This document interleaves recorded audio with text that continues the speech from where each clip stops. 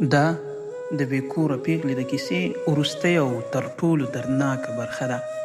هغه پیغله چې تر اوسه یې چا مخ نه و لیدلی، هغه چې یوازې د یوې پاکې مینې خوبونه یې لیدل، خو د یوې دروغجنې وعدې او بې وفا هلک له وجې نن داسې ځای ته ورسېده چې تصور یې هم نه کېده.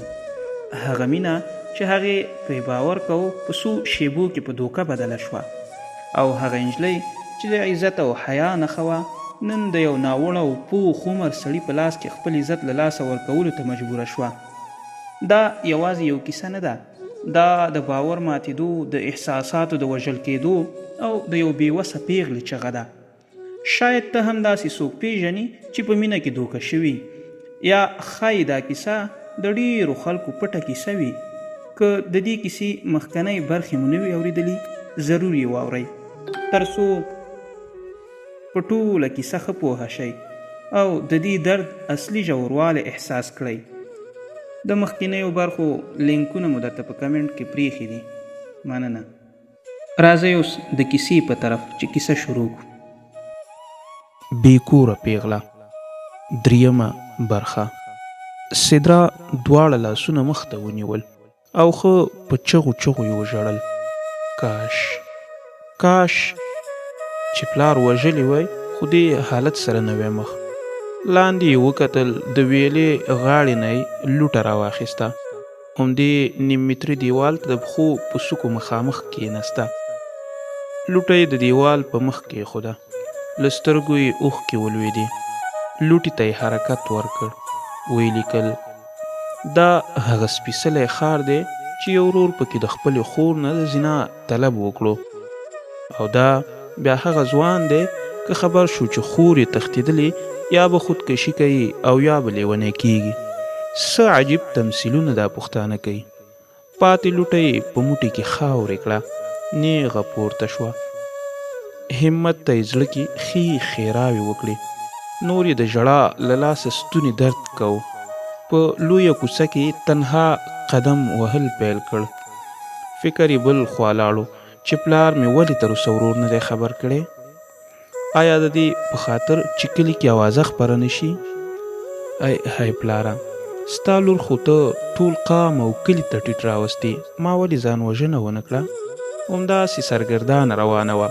له کوڅې د ښار ګڼې ګوڼې ته داخله شوه. مازدیګر لمونځ په قضا کېدو. د سړک په منځ کې یوه ښځه د 3 ماشومانو سره ولیده. شاوخوا یې نظر تیر کړ، بیا نیغه د سوالګرې تر څنګ ورغله.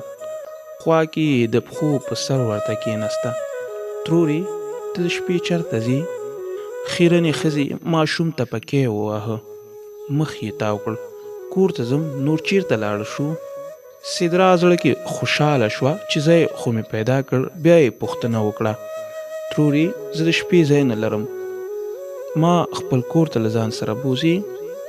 خیرنې یو دم لاسي پکې په ځمکه کېښود، په دواړو لاسونو یې خبرې شروع کړې. ته په ما ریشخند وایې؟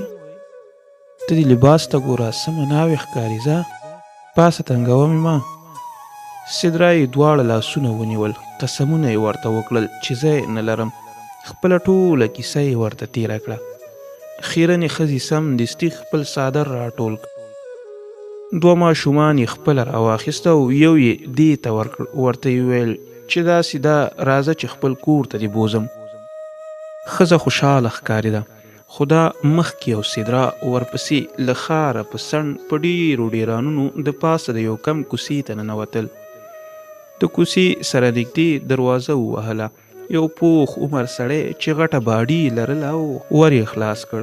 خیرنې ښځې ورته وویل: اخوا شلاره پرېږده غټ سریه. سړي د سدرا په لیدو ژبه په شونډو کې تاو کړه. یو 4 قدمه پس خیرنې ښځې ماشومان په انګړ کې له لاسه خوشې کړل. هغوی له ځمکې سره ولګېدل، چغې یې کړې. سدرا یې دې کړو ته حیرانه شوه. خپل غېږ کې ماشوم ته وکتل او بیا یې غږ تر غوږ شو: شموکې، راشه، دا ناوې دې سنبال کړه. له کوټې نه 2 پخې پیغلې راووتې. داسې ښکارېدې چې په ټول ژوند کې خندا نه وي کړې. رامنډه یې کړه. یوې د سدرا له غېږ ماشوم واخیست او بلې له ځمکې 2 پورته کړل. دواړه د ماشومانو په ښکلولو شروع وکړه. بیرته په منډه کوټو ته ننوتې.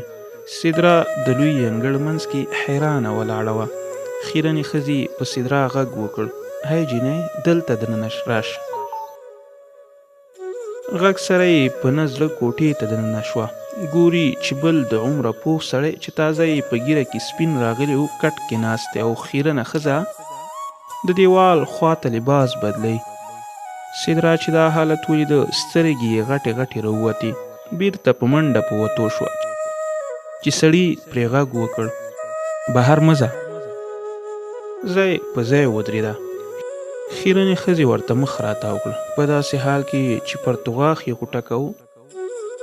جینۍ، دا خپل کور وګړه او هر څه خورس کا، صرف شپه په دغه کټ کې کوه.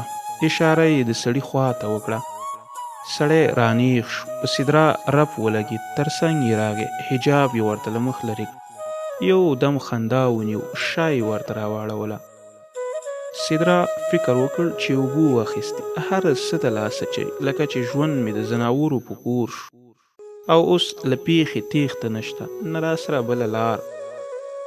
ما ته خو قدم په قدم نوی غم همت راکړ. او پلاره، که تا چېرته پیسو ته نه وې کتلې، نو د سړي زوی ته به دې ورکړې وای. سړي بیرته مخ راتاو کړ. جینۍ، له ننه پس ته د دې کور مالکه یې. خیرنې ښځې خوله خبرې ته جوړوله چې ده پرې غږ وکړ: خاموش. هغې نه کړې خبره هېره شوه، بیرته یو څو قدمه شاته لاړه. سدره یې له ولو ونیوله، تر ډبل بیټ یې بوتله. یوه شېبه ولاړ و، بیا یې د ناستې ورته وویل. هغه کېناسته. سړي ډېر په طبیعت خبرې شروع کړې. جینۍ، دلته چې څوک ویني، له دې ټولو ستا غوندې لار ورکوه. دلته په امن خلک نه راځي، نو زه ډاډه یم چې لار درنه ورکه ده. تر ماښام به نور 15 ته رسیږي. دا زموږ ماشومان او جونې هم راشي. تقریبا کاروبار دی. خو ته زړه مه خوره، تا به هر سوال کولو ته نه لیږم، ته ما سره همدلته پاتې کېږه. صرف زما زړه ساته، او د دې سوالګرو حساب. هر یو چې پیسې کمې راوړلې، هم یې مور ته سزا ورکوه او هم یې بچو ته. نو دوی ناکام دي چې ښار کې د خلکو پښو ته ولویږي. تېښته هم نشي کولی، ټول مې دم کړي او نه چاته حال ویلی شي. اوس دا وایه، ته خو کومه ستونزه نه لري؟ سدره لکه د بوت خاموشه ناسته وه. بیا یې پرې په اوچت آواز غږ وکړ: ته خو به کومه ستونزه نه لرې؟ سدره جټکه وخوړه، د نه په معنا سر په جټکي سره وخوځو. بیا یې ورته په ولي لاس وټپو. ښه، دا خو راته ووایه چې ته څوک یې؟ د سدره شونډې وخوځېدې. یوه بې کوره پیغله. سړي مخ خیرنې ښځې ته تاو کړ. په اشاره یې ورته وویل: بهر ووځه، او ور هم ځان پسې بند کړه. خیرنه ښځه راووته، ور یې بند کړ. وروسته یې غږ یې له کوټې واورېد: ځه، نو حجاب لرې کړه، ته به هم ستړې چې لږه دمه واخلو.